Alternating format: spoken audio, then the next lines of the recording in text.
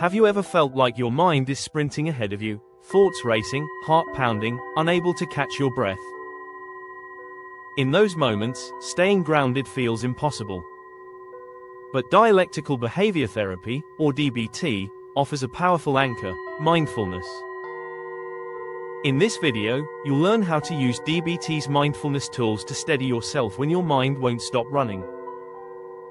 Over the next 20 minutes, we'll dive into mindfulness the DBT way: practical, simple, grounded in psychology. You'll discover why racing thoughts happen in the first place, the science of mindfulness in calming the brain, step-by-step DBT techniques to bring yourself back into the present, and how to weave these practices into daily life, at work, at home, even in the middle of a stressful conversation. By the end, you'll not only understand mindfulness in DBT, you'll have tools you can practice the very next time your mind starts running wild. What you're about to learn can change the way you relate to your own thoughts. Let's start with the problem. Racing thoughts are not just thinking fast.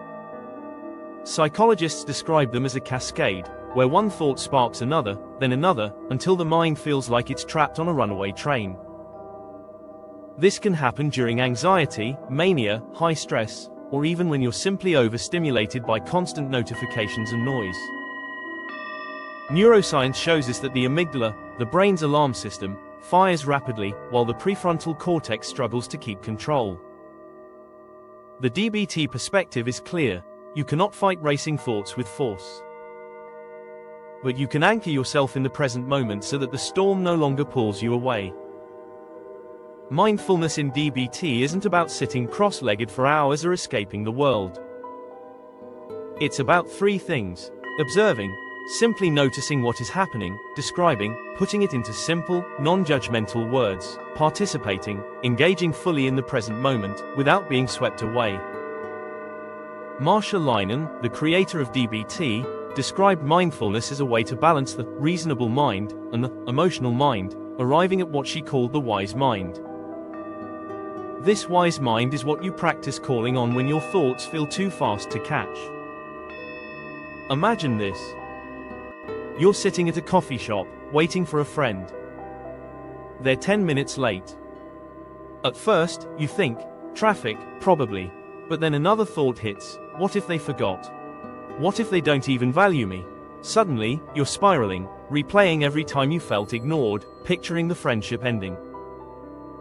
This is racing thoughts at work. But here's how mindfulness in DBT changes the story. You pause. Take one slow breath. You observe: my chest feels tight, my thoughts are racing. You describe: this is anxiety. You participate by turning your attention back to the taste of coffee in your mouth, the sounds of clinking cups, the sunlight on the table. The storm doesn't vanish, but you've stepped off the runaway train. You've grounded yourself in reality. One of the simplest DBT mindfulness practices is sensory grounding. It uses the 5 senses as anchors. Notice 5 things you can see: shapes, colors, patterns. 4 things you can touch: your clothing, your chair, your hands. 3 things you can hear: the hum of the fridge, birds, your own breath. 2 things you can smell: coffee, soap, the air. 1 thing you can taste, even if it's just the inside of your mouth. This technique calms the nervous system by pulling your focus outward. It tells your brain, the danger isn't here. You are safe. DBT also teaches mindful body postures. Try this: gently soften your mouth into a half smile, and rest your hands on your lap, palms open. It might sound small, even silly, but research in psychophysiology shows that posture feeds back into emotion. By arranging your body in openness, you send signals to your brain: calm down, release tension, you're not under attack. Mindfulness isn't only mental. It's embodied. Another DBT mindfulness skill is called observe and let go. Picture each thought as a leaf floating down a stream. You don't grab it, you don't chase it. You simply watch it pass.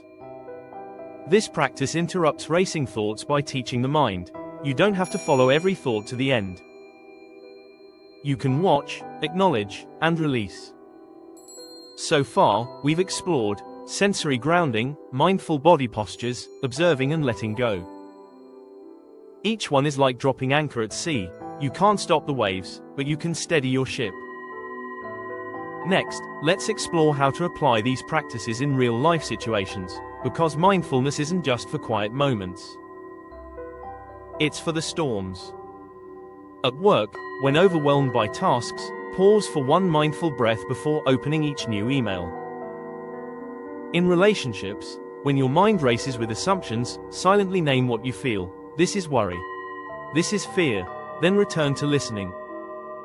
Before sleep, use the 5, 4, 3, 2, 1 method in bed instead of scrolling on your phone. During conflict, place your hands in the willing hands posture under the table, an invisible but powerful signal to yourself. Mindfulness becomes effective not in rare rituals but in ordinary, repeated moments. Neuroscience shows that mindfulness decreases activity in the amygdala, the fear center, and increases regulation in the prefrontal cortex. Over time, gray matter density actually changes in areas linked to emotional control. This isn't mystical. It's measurable. Each moment of grounding literally reshapes your brain's pathways, making calm more accessible the next time.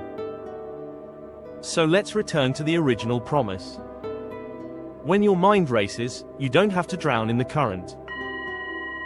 DBT mindfulness gives you anchors. Use your senses with the 5, 4, 3, 2, 1 method. Use your body with half smile and willing hands. Use your awareness with observe and let go. Practice them in daily life, and the next time your thoughts speed up, you'll have tools to steady the ship. Remember, mindfulness doesn't erase storms, it teaches you how to sail through them.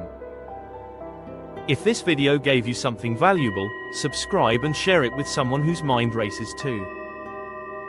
And tell me in the comments, which of these anchors will you try today? Anchor. This is Mindful Navigator, helping you chart your inner seas with science and self-kindness.